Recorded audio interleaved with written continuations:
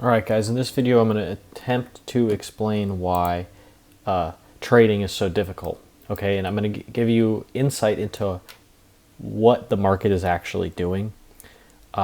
It's not like I'm going to be able to tell you exactly how to trade it. Okay, so let's start off first with the concept of a DR. Now, yes, the master teaches that sort of DR, but it's the 9:30 to 10:30 range, in my opinion, is not the true DR. In my opinion, one of the most true DRs is just the 9:30 a.m. 5-minute candle from 9:30 to 9:35. If you study price action, you will see that that is a very important, that is the real DR. Now, I can't guarantee that I can show you how to properly trade this DR. I'm just going to show you what the market is doing.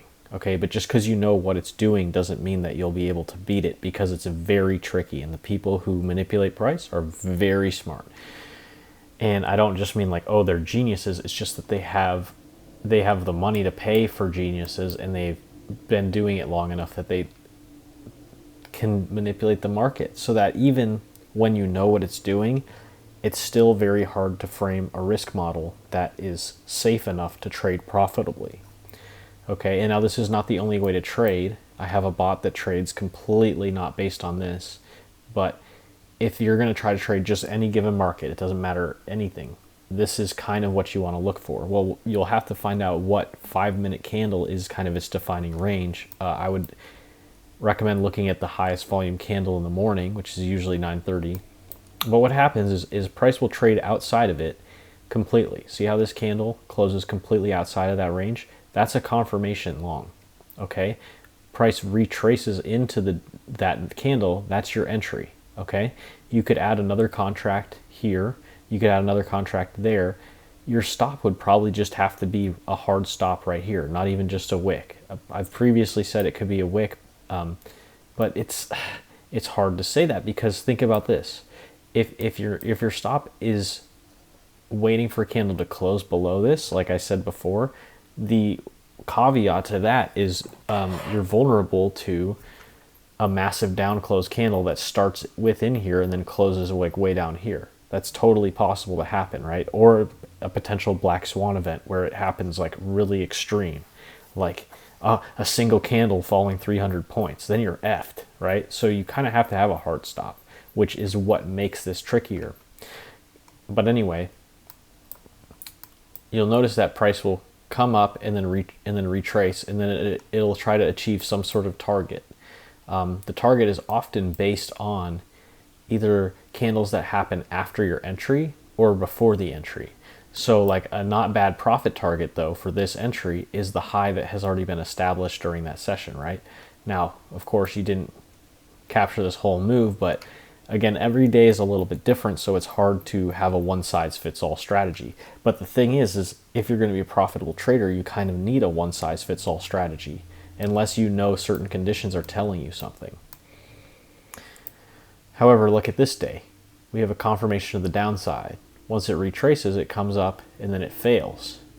However, after it fails, it makes a confirmation to the long side with candles existing outside of the DR to above it. Retraces right into it, takes off.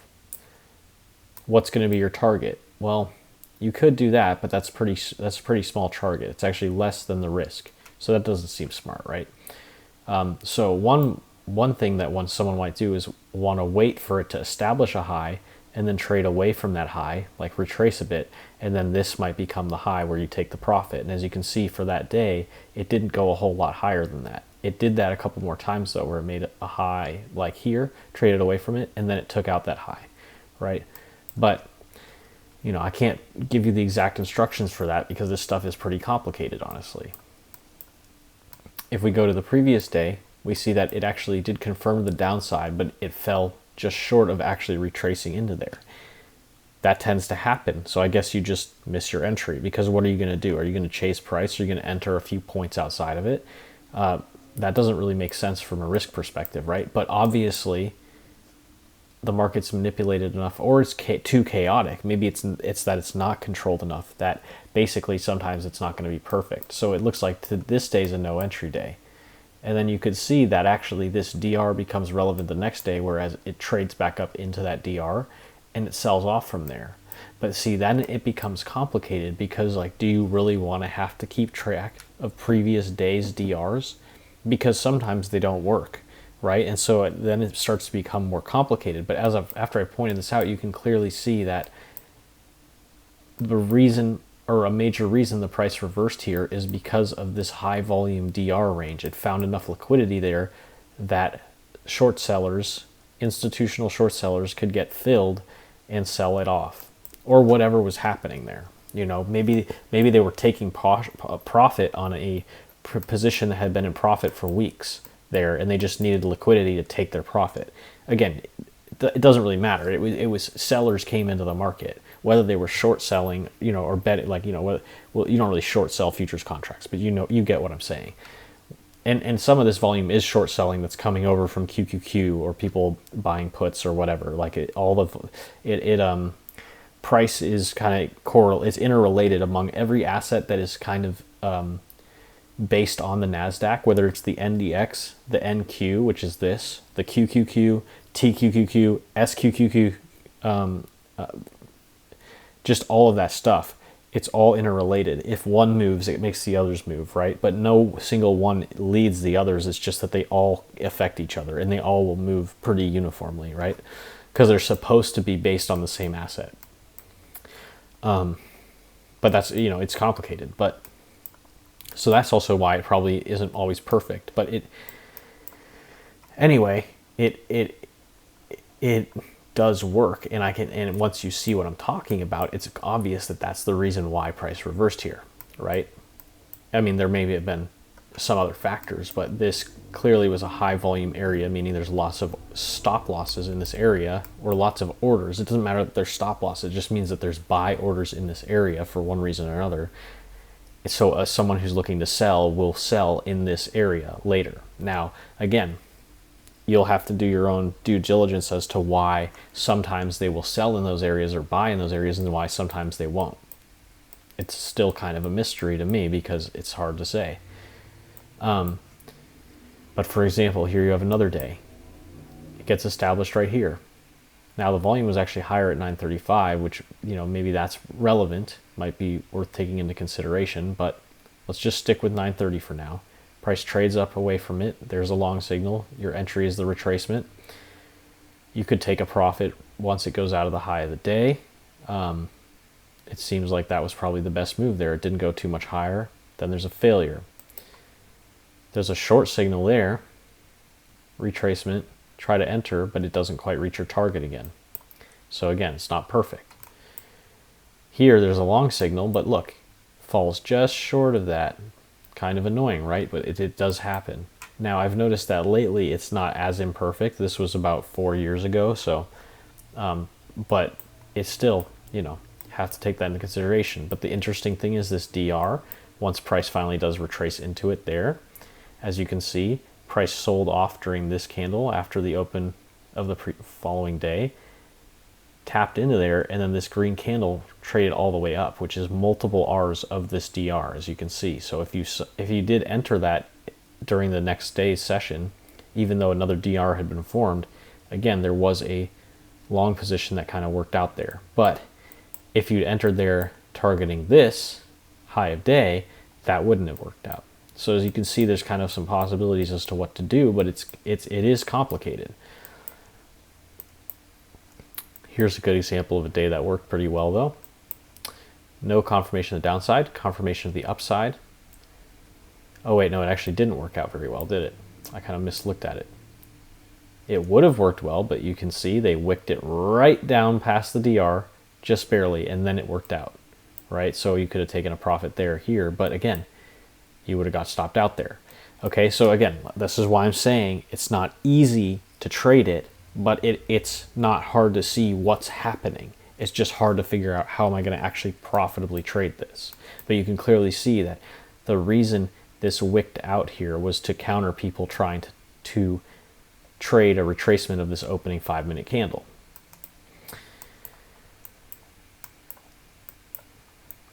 Again, here, falls just short of it. That usually means that once it revisits it later, there will be a sell-off, which is here. It trades up into it and then sells off from there. It doesn't go very far though, but that's because it was in a bull market at this time. So another thing to note is if you're doing it on the NASDAQ, especially when it's in a bull market, maybe don't even take the shorts, only take the longs, right? But so those were some examples where it didn't seem to work out well, so you might be doubting it, but I'm showing you why it's relevant. This day will show you. Opening range, trades away from it. Look, just taps just barely into that DR again. That's your entry. That's the high of day that was established before your entry, where you're going to take profit right there. Perfect for that day, right? Very, very good. You could move your stop to break even if you had partials there or whatever. It would stop you back out, break even there. But then it gives more long signals. So here it gaps away from it again. It still hasn't created a new DR, so this is still relevant. So there's a long signal. Your entry is right there. You could add another contract there, which is I believe that's the close of the 930 candle. But anyway, if you wanted to target the new high of day from there, where because you took your you took profit the first time here. Now this is your next target. If you entered there, look, right at the beginning of the next day, it goes right to there and then sells off. Right? So that's why I'm showing you this, is because clearly it's relevant. It just doesn't work every single day, right? But so that's where it's difficult to define the edge of like, how am I going to trade this? How am I going to make this work? Because clearly you can see that exactly what I'm describing is exactly why the market moved that day. But how are you going to trade that? That's up to you to figure out, right? It's not going to be easy though, right? You have your work cut out for you, but at least now I've opened your eyes to like, oh, this clearly makes sense as what the market's doing. It is hunting for liquidity, as ICT says. It's just not doing it the way he says it's doing it. Okay, it does take out old highs and lows and stuff, but again, it's relevant to time, which he also has said, but he has not pointed out this 930 opening range candle, right? So, you know, it's hard to figure out how you're going to trade this. How are you going to make this work? Who knows, man? It's not easy, but you can clearly see a great example of why of it working out. Here's another example that worked out, but there was a failure first. So first you have your confirmation long here. There's your entry. It almost goes up to your target too. Gets countered though by some institution selling, some algorithm or series of algorithms from different institutions they hammer price down, they counter it, which ends up becoming a short signal, which again I said, maybe don't take short signals on the NASDAQ. But then it ends up trading back up here. There you get another long signal, so you'd enter there, enter another contract there, enter another contract there, and then look, high of day is your target. Next day during the 930 open, you'd have to hold through the close and back into but it does hit that target the next day, right? So this is a pretty good way of looking at things. It's definitely nuanced, right? Now, furthermore, when it did this little turtle soup thing and took out and caused that first failure, guess what it did? It dipped down into the previous day's DR and bought up from there. So you know that there were traders who had been waiting all day for a long entry from this one because it never retraced there. So there's some people, institutions, waiting for that, and they bought as soon as it came into this. Boom! They're hammering it with buys. They're buying so much size that it rips it up. So this is clearly what's causing the market to move. It's just that the one thing is, when is it going to work and when isn't it going to work? That's the tricky part. Because this is giving you an edge, right? But think about this. Every single loss you take eats into your profit factor, right? So trying to build a model around this phenomena is the tricky part. Okay, so I hope this gives you guys some ideas of how to trade, but also you will see this will make you be more realistic with yourself about how tricky the market is, right? Because some people might think, well, it made this low right here, so maybe my low should be there, because after this long signal, guess what? If I use that wick as a low, I wouldn't have gotten stopped out, and this day would have been a big success. And if I held a runner overnight, I could have made a lot of money. And clearly, this opening little price action, which if you include this candle again, but this opening volume, it trades away from it to confirm long, drives back down into it, allowing liquidity to sweep. Orders get swapped, passed off from one people to another. and then it rips. That's clearly what's happening, right? And look at this though, even though this one got countered, again, previous day's DR, even though there was a short signal and then a failure, and then there was a long signal and a success, guess what? There was another entry opportunity here, or another signal where it trades back down into it. Then this, during the formation of this day's open and this long signal, it trades back down into this DR. It's violated this one with that wick, but it didn't violate this one. So maybe you wouldn't have used this as the stop loss, like I just said like a minute ago, but you would actually have used this low because it's continuing off the previous day's 930 open, right? And then it rips. And then this could be a target for a take profit, which, as you can see, institutions did exactly that, because as soon as it went above that high, this is not short sellers, this is profit taking, obviously, right? Okay, so does this make any sense? I hope this helps. And then as you can see though, this sell-off right here, was the sell signal, even though it just barely took out this one, is relevant to this day's DR, where it traded back up into it and then sold off from there, but it did wick just a little bit past it, right? So this is how you see what I'm talking about is true. It's not easy to trade, but this is clearly what's happening. Okay, but now you really know that now you have a more realistic sense of how difficult the marketplace is. Okay, because you can see this, but can you make money off of it? And now you know why you've been losing as a trader up until now, because if you can't even see this, then you don't stand a chance.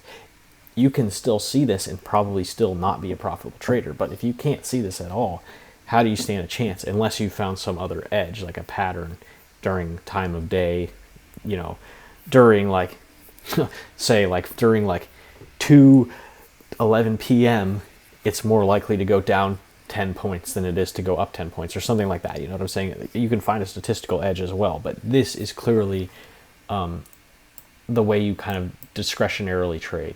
I'm sure this could be coded as well, but it's not easy because, as you can see, look here, long confirmation, trades back into it. You could have just taken a profit there, but that's tiny take profit. You would at least be looking to, use this as your high entry, but it didn't work out. It failed, but it became an inversion level the next day, but also just wicked just past it. So this is not an easy game to play, is it? But again, you might be discouraged by that, but look at this day.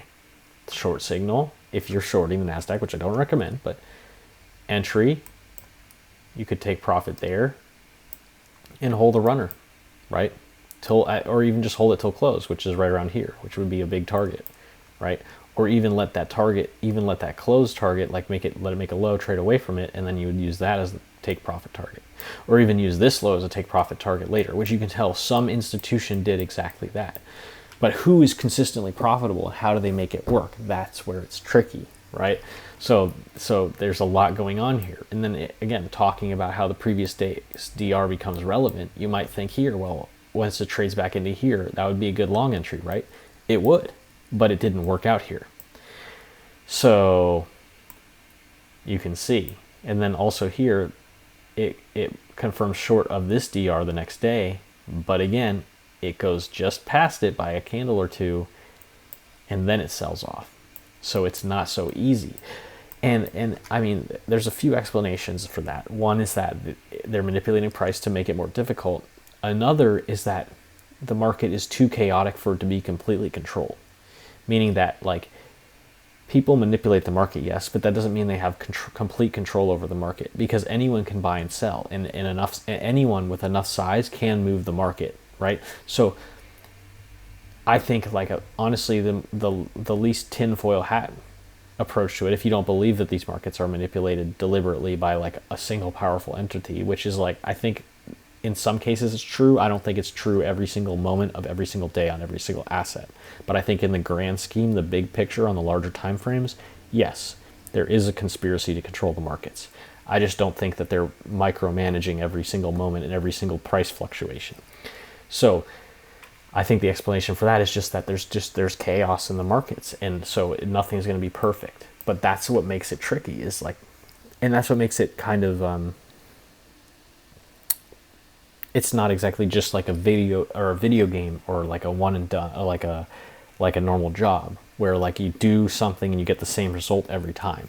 It colors outside the lines a bit, and by doing that, it makes it kind of exponentially more difficult to trade. Just little things like that, coloring outside the lines of that, make it like infinitely complicates your efforts to trade.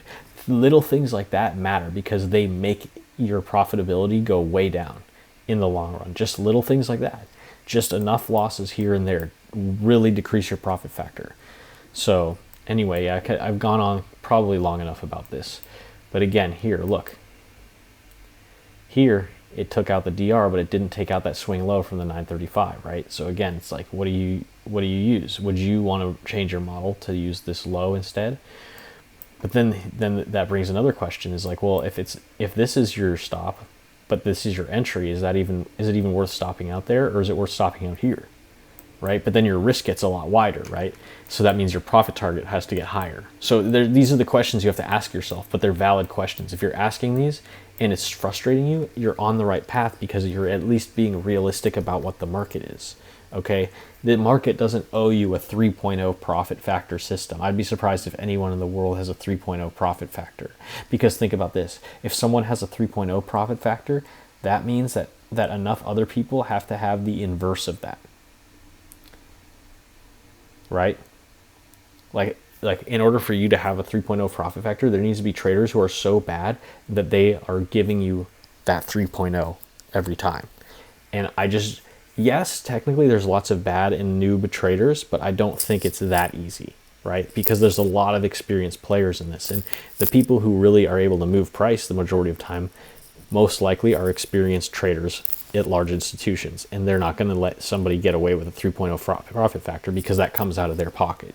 So you see, there's all these moving parts that make trading so hard, and that's why it's not ICT, it's not the master, it's everyone is trying. It's literally like a dog eat dog thing of everyone's trying to win, and I'm giving you here a big piece of the puzzle, but I can't be the only one who sees this. It's probably guarded information among people who do see it.